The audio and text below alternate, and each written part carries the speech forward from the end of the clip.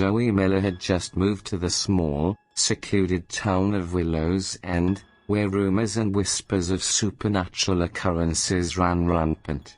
The town's residents had been experiencing inexplicable events for generations, and Zoey's arrival seemed to usher in a new wave of terror.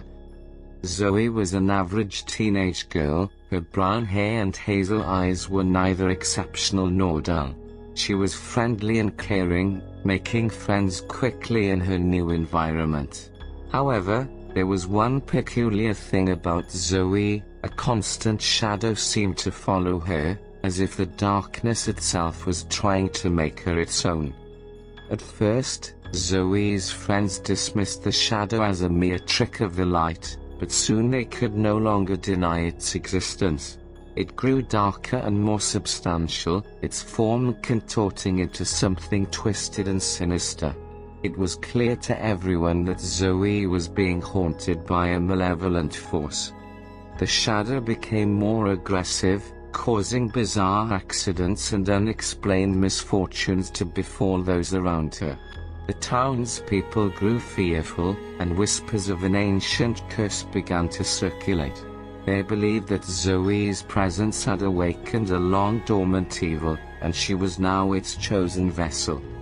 Desperate for answers, Zoey sought help from the town's historian, Mr. Thompson. He revealed a chilling tale of a witch named Agatha Morley, who had been burned at the stake in Willow's End centuries ago. Agatha had placed a curse upon the town before her death, vowing that her spirit would return to torment the descendants of her persecutors. Mr. Thompson believed that Zoey was the key to breaking the curse. He urged her to confront the shadow and demand its release, but Zoey was terrified. The shadow was now a constant presence, even invading her dreams and whispering sinister thoughts into her mind. One night, as Zoey lay in bed, paralyzed with fear, the shadow finally revealed its true form. It was the vengeful spirit of Agatha Morley, her face twisted with rage, her eyes burning with hatred. Zoey knew that she had no choice but to confront the spirit if she was to save her friends and herself. Gathering all her courage, Zoey stood before Agatha's malevolent spectre and demanded her release.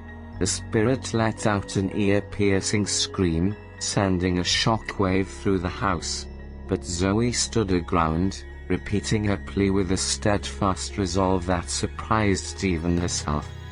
The spirit's screams subsided, and for a moment, Agatha's rage seemed to wane. However, the spirit's gaze became cold and calculating as she struck a deal with Zoey. She would release Zoey and her friends, but only if Zoey agreed to carry the burden of the curse, allowing the spirit to continue haunting her. With a heavy heart, Zoey agreed to the terms.